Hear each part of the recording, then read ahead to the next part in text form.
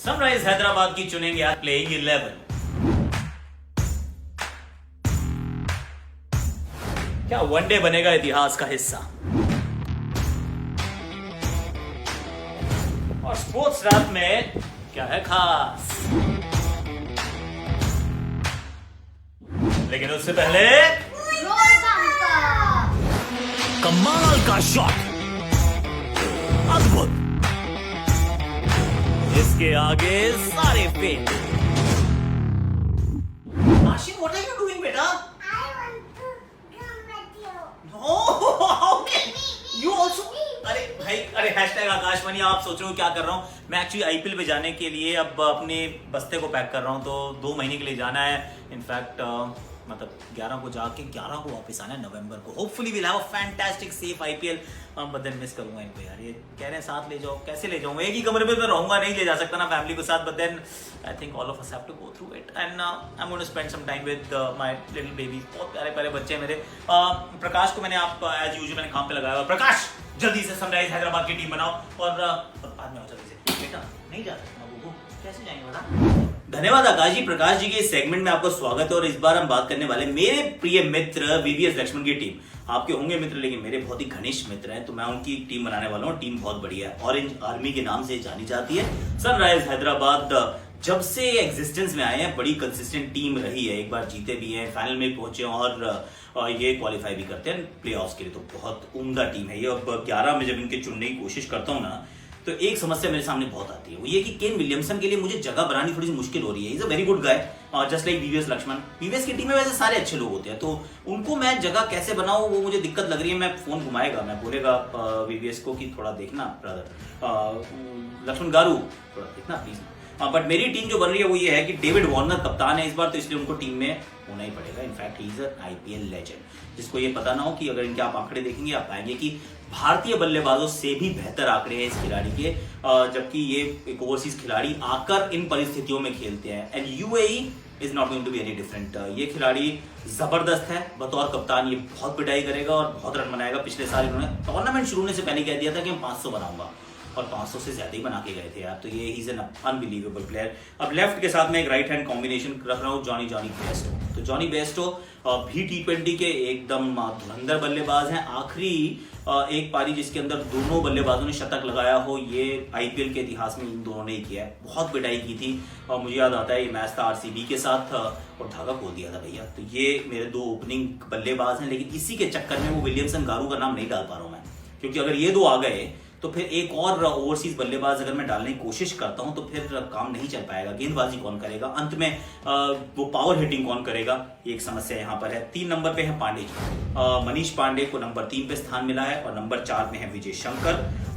अब यहाँ के बाद थोड़ी सी समस्याएं सनराइज हैदराबाद के पास थी हैं, और जिस तरह के हालात ऐसा लगता रहेंगी। क्यों? क्योंकि ऊपर के 2 बड़े अच्छे हैं, अब नीचे मेरे को नबी और रशीद भी दिख रहे हैं, लेकिन नंबर 5 पे किसको खिलाऊंगा, 6 पे किसको खिलाऊंगा? तो नंबर 5 में मैंने नाम रखा है विराट सिंह का। ये झारखंड का खिलाड़ी है, महेंद्र सिंह धोनी को बहुत आइडलाइज करता है और बहुत अच्छा ये खिलाड़ी खेलता है। छक्के चौके अच्छे लगाता है, पर आईपीएल नहीं खेला है ना। तो आईपीएल नहीं खेला तो 5 पे आप इनको खिलाएंगे तो कैसा खेल पाएंगे, और ये कहना थोड़ा कठिन होगा। विजय शंकर के भी अभी तक आईपीएल के आंकड़े उतने इंप्रेसिव नहीं है जितना मुझे लगता था कि होने चाहिए। अब नंबर 6 पे आइडियली आप चाहते हैं कि एक और बल्लेबाज मिल जाए, पर इस टीम में या तो अभिषेक को खिलाना पड़ेगा या फिर किसी की तरफ भी आप देखेंगे वहां आपको इनएक्सपीरियंस नजर आएगा। ओवरसीज में जरूर आपको मिचेल मार्श मिलेंगे, लेकिन अगर आपने मिचेल मार्श को खिला दिया तो फिर आप नबी और राशिद को कैसे खिला पाएंगे? तो ये एक problem of plenty in terms of overseas players है। अगर करंट आप परिस्थितियों की बात करें, फॉर्म की बात करें, यूएई के बारे में सोचे, तो मेरे विचार में नंबर 6 और नंबर 7 पे आपको नबी और राशिद को खिलाना चाहिए। तो नबी जिस प्रकार की ये फॉर्म लेकर आ रहे हैं सीपीएल से, खासतौर से जो बल्ला इनका बोल रहा है, ये काम शायद वो फिनिशर वाला काम शायद ये कर पाएंगे। और साथ में रखिए राशिद को।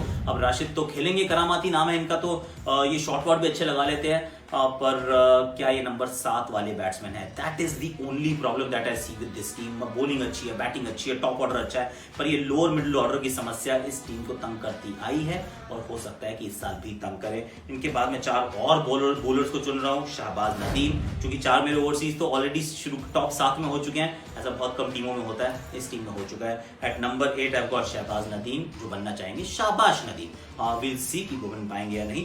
उसके बाद भुवनेश्वर कुमार, जो टीम के कप्तान भी रह चुके हैं, बहुत ही एक्सपीरियंस बॉलर है और इंजरी से वापस आ रहे हैं, तो उम्मीद यह है कि एकदम दुरुस्त वापस आए हैं। 2 और मैं गेंदबाजों को खिला सकता हूँ। 10 नंबर पे मैंने नाम रखा है खलील का। खलील इज लेफ्ट हैंडर और left arm seamer, left is right in the IPL, और खलबली मचाने की उम्मीद रखते हैं क्योंकि he lost his place in the side in the Indian team, तो यहाँ वो प्लेटफॉर्म है जिसका वो इस्तेमाल कर सकते हैं। Last but not the least सिद्धा कोल, इनका वो इंस्टाग्राम का हैंडल ऐसी है सिद्धा कोल, बट इनका नाम वैसे सिद्धार्थ कौल है, और या फिर संदीप शर्मा। दोनों में से आप किसी को भी खिलाएंगे they give you exactly almost identical performances. तो किसी मैच में आप किसी संदीप को खिला लीजिए, आप किसी में सिद्धार्थ कौल को खिला लीजिए, बहुत ज्यादा अंतर आने वाला नहीं है। बॉलिंग आउटस्टैंडिंग, फास्ट बॉलिंग में थोड़ा सा सवाल निशान इसलिए क्योंकि खलील, संदीप, कौल इन्होंने पिछला साल अच्छा नहीं किया था, तो अगर ये इंडियन फास्ट बॉलिंग ने थोड़ा सा तंग किया तो फिर दोबारा वो थिंकिंग हैट पहननी पड़ेगी, ड्राइंग बोर्ड पे जाना पड़ेगा और एक अलग टीम को शायद बनाना पड़ेगा। उसके अलावा ये टीम कहाँ जा सकती है? देखिए, मुझे लग रहा है कि इस बार टॉप 4 में आने में ना थोड़ी सी स्ट्रगल रहेगी। इतना स्ट्रेट फॉरवर्ड एंट्री नहीं होगी जैसी हर बार होती है, क्योंकि खिलाड़ी वही रहे हैं पर वो जो समस्याएं हैं वो अभी भी वहीं की वहीं खड़ी हैं। तो अगर वो बेस्ट हो, वार्नर अच्छा खेलते हैं तो फिर काफी रन बच जाएंगे और फिर शायद आप बचा जाएंगे। और लोअर मिड ऑर्डर में समस्या रहेगी, स्पिन बॉलिंग अच्छी है, फास्ट बॉलिंग 50-50 रहेगी। I think they might just have a little bit of a trouble. ये टूर्नामेंट जीतने वाली टीम मुझे पर्सनली नहीं लगती है। आकाश में disagree because Laxman garu no. And who is going to be that stand out performer for the Sunrise Hyderabad? I feel David Warner. David Warner should have a fantastic IPL once again, like he's been doing all this while. क्या हो गया? क्या problem है आशिन? बेटू you can go in. Well done Prakash by the way. So मतलब इन सब के बीच में कहाँ आकाशवाणी में शूट कर पाऊंगा। So thank you very much, you doing a decent job. थोड़ा बोनस भी मिल सकता है अगर आप ऐसे अच्छा काम करते हैं। अब अगले सेगमेंट की तैयारी है, मेरी समझ में नहीं आ रहा कि इसमें समान जाएगा, बेटू सिंह जाएगा या पूरा सॉफ्टी जाएगा। आर्शिन, what's the next segment baby? What's the next segment? What's this? Open mic. So check out open mic कि भाई कौन सा फॉर्मेट बचेगा, कौन सा जाएगा।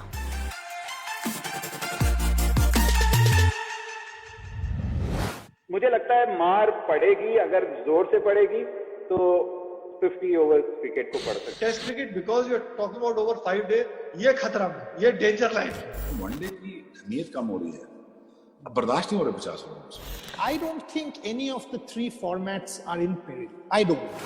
फुटबॉल और टेनिस विश्व के 2 सबसे पुराने और सबसे पॉपुलर खेल हैं, और मजे की बात यह है कि इनके नियम और फॉर्मेट बिल्कुल भी नहीं बदले। लेकिन अपने क्रिकेट की तो बात ही कुछ निराली है। 21st सेंचुरी में ही ले लें तो हमने कई नए फॉर्मेट्स देखे, टेस्ट, ओडीआई, T20, T10, 100 और ना जाने क्या क्या। अब अगर एक ही खेल के आधा दर्जन फॉर्मेट्स हो तो पूछना तो जायज है ना कि कौन सा बचेगा और कौन सा फॉर्मेट इतिहास के पन्नों की भेंट चढ़ेगा।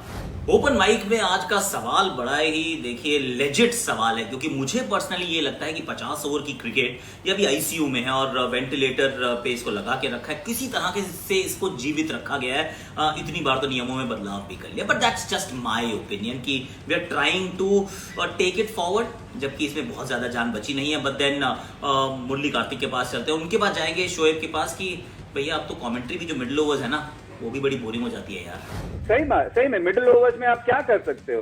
कितना आप उसको रोमांचक बना सकते हो, कितने आप स्टैट्स डाल सकते हो, क्या बातें कर सकते हो खुद के। फिर देखिए, ये भी नहीं कर सकते कि मैं और आप अपने टाइम की बातें करने लग जाएं, लोग कहेंगे यार इन्होंने अपने टाइम की बातें करना शुरू कर दिया। ये भी नहीं हो सकता। जी हाँ, थोड़ा बहुत हो सकता है, पर उसके अलावा जो एक रोमांच एक रहता है वो मुझे लगता है वो चला गया है। वनडे जाएगा, टेस्ट मैच तो बचेगा। और कुछ पागल हमारे जैसे हैं जो सपोर्ट करते रहेंगे टेस्ट मैच को, क्योंकि वनडे की अहमियत कम हो रही है, अब बर्दाश्त नहीं हो रहे 50 ओवर से। टोटल 40 हो जाते हैं, वो बर्दाश्त हो जाते हैं, 50 का एक लंबा फॉर्मेट हो जाता है। हम तीन एक तरफ, कार्तिक, शोएब और मैं, हम तीनों ये सोच रहे हैं कि 50 ओवर की क्रिकेट जो है वो it's on its way out. लेकिन Nikhil, the other Chopra on the show, actually thinks otherwise. वो कह रहे हैं कि टेस्ट क्रिकेट पे गाज गिर सकती है। Why do you say that brother?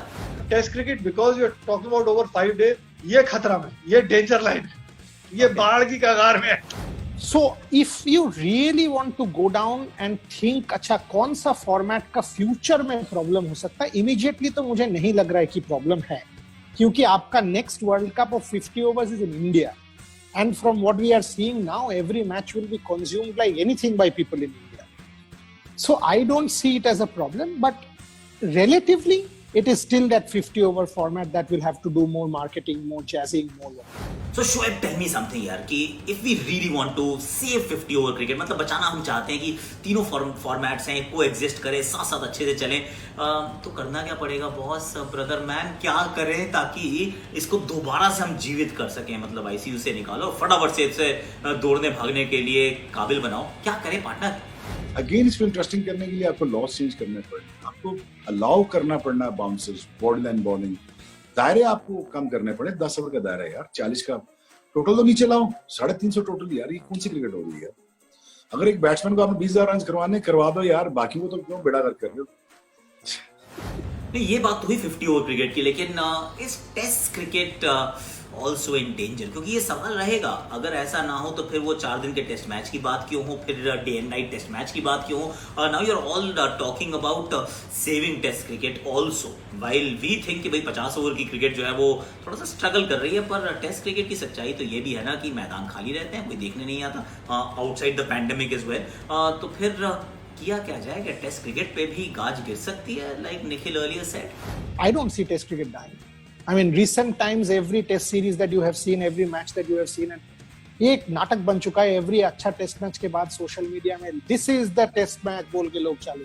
तो मुझे लगता है कि जो क्रिकेट के एडमिनिस्ट्रेटर्स हैं और क्रिकेट के जो प्लेयर्स हैं, I would hope and pray that वो लोग टेस्ट मैच क्रिकेट को इंटैक्ट रखें. जितना बाकी खिचड़ी पकानी है वो पक जाए, वो अलग है. टेस्ट क्रिकेट मैं मानता हूँ, ऑफ कोर्स इट्स आपके सारे स्किल सेट्स को चैलेंज कर देता है. खास तौर से it's a different ball game. Spinner के पर्सपेक्टिव की आप इंडिया में बॉलिंग कर रहे हो, फर्स्ट इनिंग में पहले 2 दिन कर रहे हैं और चौथी इनिंग में 4th and 5th कर रहे हैं, तो वो अलग है. लेकिन आप जब ओवरसीज जाते हैं तो आपकी पूरी स्किल टेस्ट मैचेस में ही हो. दिल भैया आज खुश हो गया, अलग से पार्टी करूंगा, आइसक्रीम केक सब कुछ खाऊंगा, थोड़ा सा और मोटा हो जाऊंगा. क्यों? क्योंकि यार टेस्ट क्रिकेट हम सब मेजॉरिटी में भैया हम लोग कह रहे हैं कि टेस्ट क्रिकेट अभी खत्म नहीं होने वाला, टेस्ट क्रिकेट चलता रहेगा. दैट्स व्हाट वी वांट, या purest at heart no. But then cricket की जब हम फ्यूचर की बात करते हैं, let's also be realistic. Ice cream cake अलग रखते हैं, बट रियलिस्टिकली क्या जब फ्यूचर की बात करते हैं तो T20, T10, क्या इसकी बात किए बिना क्या वो मतलब will it actually be a wholesome debate? What do you think बोरिया, कि ये जो क्विक क्रिकेट है, is that the future now? I do think that with time there will be pressure coming from T10. There will be pressure because it is quicker, it is faster, it is pandemic friendly. So if you do now, it is pandemic friendly. There are options to do multiple games in the same day, especially in relatively newer cricket countries like UAE and stuff like that. 5 दिन से एक दिन से फिर 3 घंटे, 3 से 1.5 घंटा. I mean, कई बार तो मैं इतनी देर में अपना खाता भी नहीं खोलता था यार. I mean, क्या कर रहे हो भाई लोगों को? But then I genuinely believe आजकल मैच 1.5 घंटे में खत्म होने की हम बातें कर रहे हैं. बट आई फर्मली बिलीव कि अगर कोई फॉर्मेट एक्चुअल में स्ट्रगल कर रहा है, क्योंकि it's getting compressed. Test cricket के जो दीवाने हैं वो टेस्ट क्रिकेट देखना चाहते हैं, जो T20 जो क्विक क्रिकेट देखना चाहते हैं वो T20, T10 and all of that, मतलब 100 कुछ भी देख सकते हैं. तो ये जो बीच वाला जो फंस गया है ना, neither here nor there, that's the format that's going to either be axed or needs a shot in the arm. अब कैसे होगा पता नहीं, पर I do believe test cricket will not just survive but also thrive. आना, come to me baby, come on. Wow, ऐसे कौन आता है यार? I mean, अब आपको कैसा लगा ओपन माइक? जरूर बताइएगा कि बचेगा जाएगा, ODI होगा नहीं होगा. अपन तो T20 के लिए जा रहे हैं यार, T20 चलने वाला है, ये बात गारंटीड, और ये इनका एक्रोबैट भी रुकने वाला है नहीं. बट देन आई मिस, ये तो होने वाला है. आप जाओ और देखो कि स्पोर्ट्स रैप में आज क्या है खास. You want to come to Dubai? Yes. कैसे जाएगा? क्वारंटीन करना है.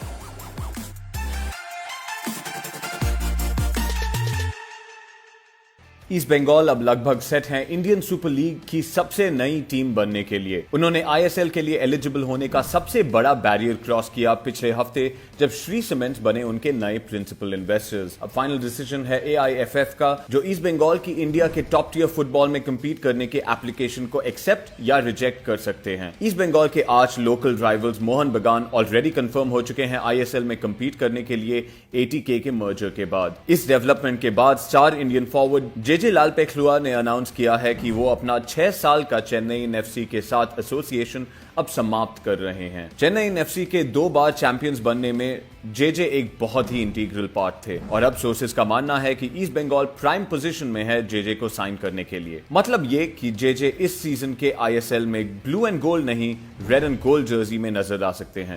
इंडियन फुटबॉल से अब चलते हैं यूरोपियन फुटबॉल की ओर। कल एवर्टन फुटबॉल क्लब ने अनाउंस की एक बहुत ही बड़ी साइनिंग। कार्लो आंचेलोटी अपने सबसे ट्रस्टेड प्लेयर को ले आए हैं गुडिसन पार्क। हामिस रोड्रिगेज ने रियल मैड्रिड से एवर्टन किया ज्वाइन 12 मिलियन यूरोस की डील में। ये तीसरी बार है कि हामिस ने आंचेलोटी के लिए साइन किया है। क्या हामिस ट्रॉफीज की टीम में सक्सेसफुल हो पाएंगे? ये तो आने वाला प्रीमियर लीग सीजन हमें बता ही देगा। उधर ला लीगा में लियो मेसी का ट्रांसफर सागा समाप्त होने के बाद बार्सिलोना के कैप्टन ने फाइनली ज्वाइन कर लिया है नए कोच रोनाल्ड कोमन का ट्रेनिंग कैंप। मेसी लगभग 1 हफ्ते से प्री सीजन ट्रेनिंग में नहीं आ रहे थे उनके ऑनगोइंग ट्रांसफर बैटल की वजह से। अब देखना यह होगा कि मेसी कैसे पिछले कुछ हफ्तों को ओवरकम करके वापस फॉर्म में आ पाएंगे। French football star Kylian Mbappe ने कोविड-19 वायरस के लिए पॉजिटिव टेस्ट किया है जब वो फ्रांस के लिए इंटरनेशनल ड्यूटी पे हैं। फ्रेंच फुटबॉल फेडरेशन ने कंफर्म किया कि एम्बापे को इमीडिएटली आइसोलेशन में प्लेस कर दिया गया है और अब वो रिकवरी के पाथ पे हैं।